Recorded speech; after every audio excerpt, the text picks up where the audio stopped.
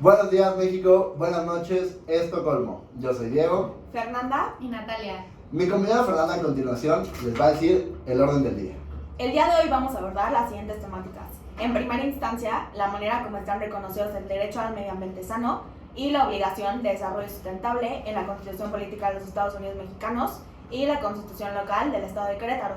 Por otro lado, los principales tratados, convenios y convenciones en materia de combate al cambio climático suscritos por México y cuáles son las obligaciones más relevantes que derivan de ellos. Y por último, vamos a abordar algunos de los instrumentos financieros ambientales vigentes en México, así como algunas obligaciones relevantes impuestas a las empresas para la protección del medio ambiente sano y el combate al cambio climático. Oye, Diego, ahorita que dijiste Estocolmo, me acordé de la Declaración de Estocolmo, que fue como el inicio de esta discusión para los países industrializados, en donde justo se habla del desarrollo y el vínculo que hay entre la contaminación, sobre todo con el aire y el agua. Qué interesante. Justo México ha firmado varios convenios internacionales que ha derivado en la obligación de integrar, por ejemplo, en el artículo 4 de la Constitución mexicana, el cual identifica el derecho a la protección de la salud como un derecho humano fundamental, y de la mano con esto, con las reformas a la Constitución el 28 de junio de 1999, se establece el derecho a un medio ambiente sano. Y por su parte, el artículo 25 menciona que por razones de interés público, el Estado podrá regular la forma de uso que las empresas privadas y públicas den a los recursos naturales, a fin de conservar tales recursos y el medio ambiente. De hecho, algo muy interesante es que el concepto de conservación del ambiente se incorpora expresamente por primera vez en la Constitución en este artículo, en la reforma de 1983, y que fue conocida como la Reforma Económica, la cual representó un avance muy significativo en los principios de conservación del Estado mexicano, sobre todo en todas las industrias relacionadas con el petróleo, petroquímicos básicos, minerales y toda esta área que es conocida como actividades estratégicas para el Estado, que mucho tiene que ver con el área ambiental. También en los planes de desarrollo contemplados en el artículo 26 de la Constitución, el Estado está constitucionalmente obligado a expedir un Plan Nacional de Desarrollo que incluye una sección dedicada a la protección del ambiente, que se debe incorporar en todos los programas de la Administración Pública Federal. Creo que también es muy relevante abordar el artículo 27, que dice que la nación tiene la facultad de establecer reservas nacionales. Y también estaba revisando el artículo 73, el cual contiene una extensa enumeración de las facultades del Congreso de la Unión, pero específicamente incluye el poder de expedir leyes destinadas a proteger el ambiente. Y por otro lado, el artículo 155 regula las facultades de las autoridades municipales, incluyendo las relacionadas con planes de desarrollo urbano, municipal, administración de reservas territoriales y reservas ecológicas. Eso está muy interesante a nivel federal, pero trayéndolo a nivel local, quisiera abordar la facultad de los estados para legislar en materia de medio ambiente. De hecho, la Constitución Política del Estado de Querétaro aborda en su artículo 5 que toda persona tiene derecho a un medio ambiente adecuado para su desarrollo y bienestar integral, aunado que es obligación de las autoridades y de los habitantes protegerlo. En ese sentido, determina que la protección, conservación, restauración y sustentabilidad de los recursos naturales son áreas prioritarias del Estado. De la mano con lo que dices, existen diversas leyes sectoriales estatales, como lo son la Ley de Protección Ambiental para el Desarrollo Sustentable del Estado de Querétaro, la Ley Forestal Sustentable del Estado de Querétaro, la Ley de Acceso a la Información Gubernamental en el Estado de Querétaro, la Ley de Derechos Humanos del Estado de Querétaro, así como la Ley de Derechos y Cultura de los Pueblos y Comunidades Indígenas del Estado de Querétaro. Oigan, pero por otra parte, a nivel federal, ¿hay algún instrumento que permita, más que remediar y mitigar, que sea un mecanismo de prevención que podamos implementar? Sí, de hecho yo estaba revisando un poco la Ley General de Equilibrio y Protección al Ambiente, la cual integra instrumentos económicos y se entiende por estos que son mecanismos normativos y administrativos de carácter fiscal, financiero o de mercado, mediante los cuales se permite que las personas asuman los beneficios y costos ambientales que generen sus actividades económicas, lo cual las incentiva a realizar acciones que favorezcan al ambiente conforme al artículo 22 de esta ley.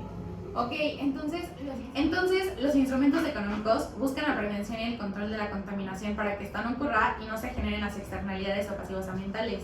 Además, la mayoría de las ocasiones, los instrumentos económicos se basan en este principio de quien contamina paga, que es de carácter preventivo. El protocolo de Kioto fue el primer instrumento que los trajo, ¿no? Sí, Sí, creo que sí.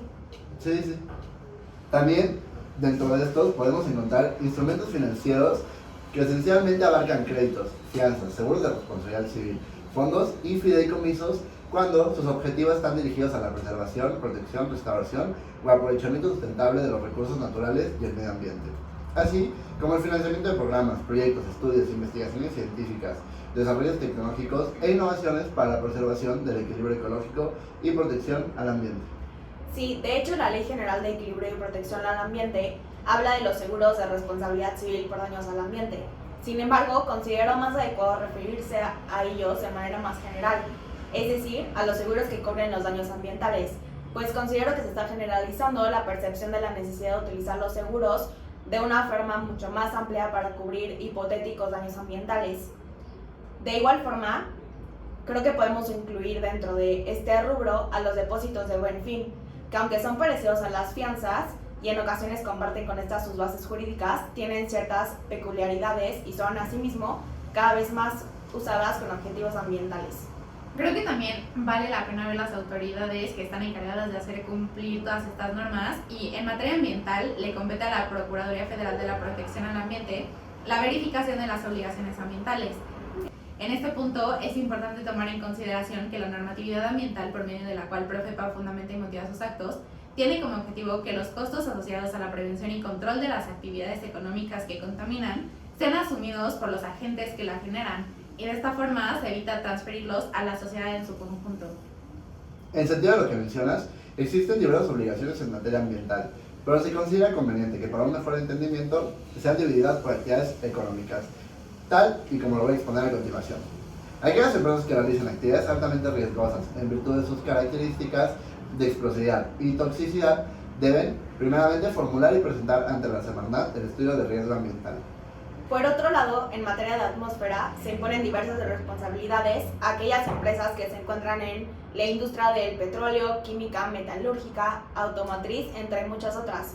Dentro de las obligaciones se encuentran tramitar su licencia ambiental única, su cédula de operación anual, medir sus emisiones y registrarlas ante la Semarnat, y por último llevar a cabo el monitoreo perimetral de sus emisiones. También existen obligaciones en materia de impacto ambiental, las cuales son sujetos responsables aquellas empresas que pueden llegar a afectar a un ecosistema dentro del cual se encuentran, y su obligación principal es presentar la manifestación de impacto ambiental ante la Semarnat.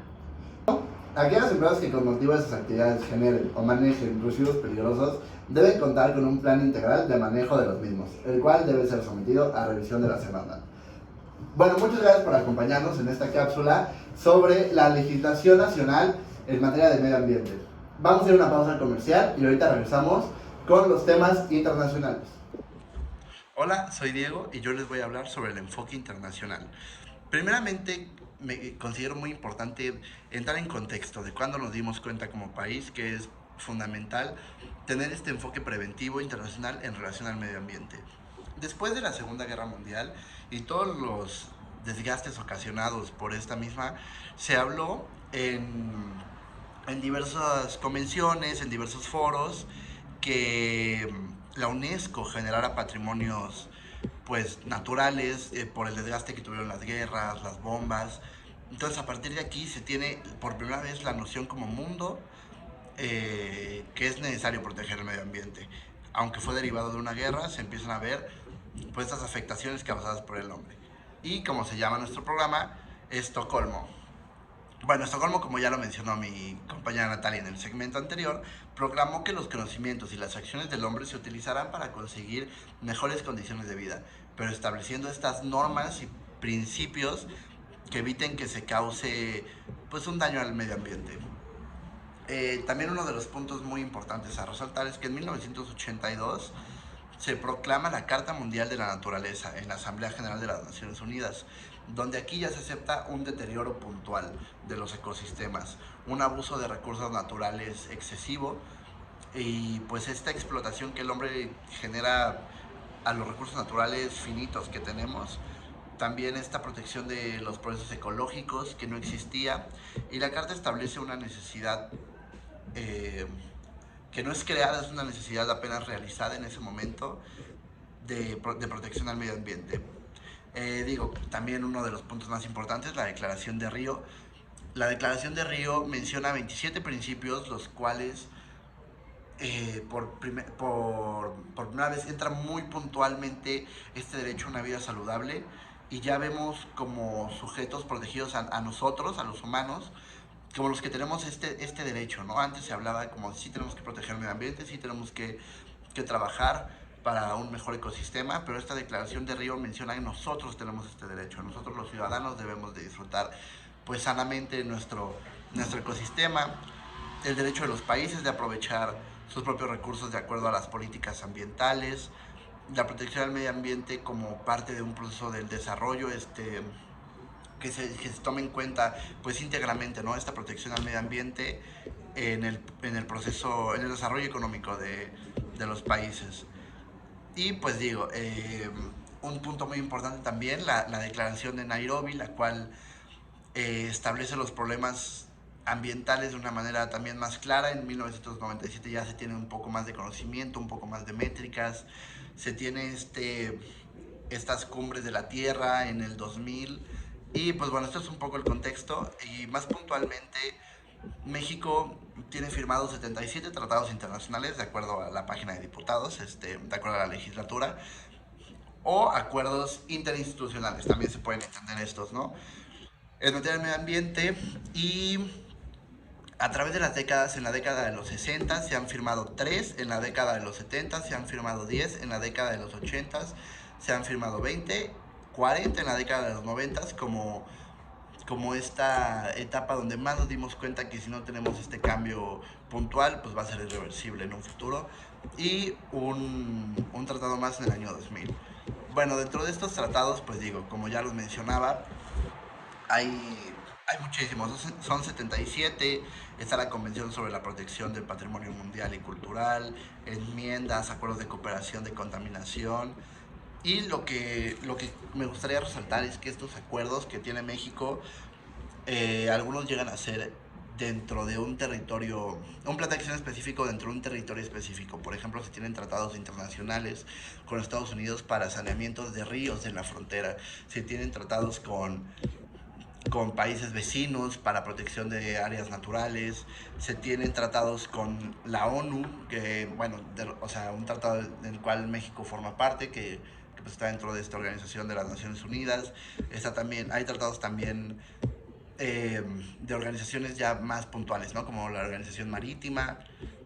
Y pues eso sería como este contexto internacional del cual México forma parte. Y por último me gustaría terminar con estos principios, los cuales son muy puntuales, de cómo México tiene que, tiene que implementar estas medidas de acuerdo al deterioro del medio ambiente. Y de acuerdo a la doctrina menciona compromiso con acuerdos internacionales, muy importante, no violentar estos acuerdos que ya se tienen. Energías renovables, el cual México se ha visto tal vez flaqueando en este punto en los últimos años con temas de hidrocarburos. Gestión de residuos y contaminación, este reciclaje que nos enseñan, pues digo, desde niños, que luego hablaré de la educación, también es otro punto. Conservación de la biodiversidad, más que nada México, pues digo, esta flora y fauna que tiene es muy rica y se tiene que aprovechar de la mejor manera.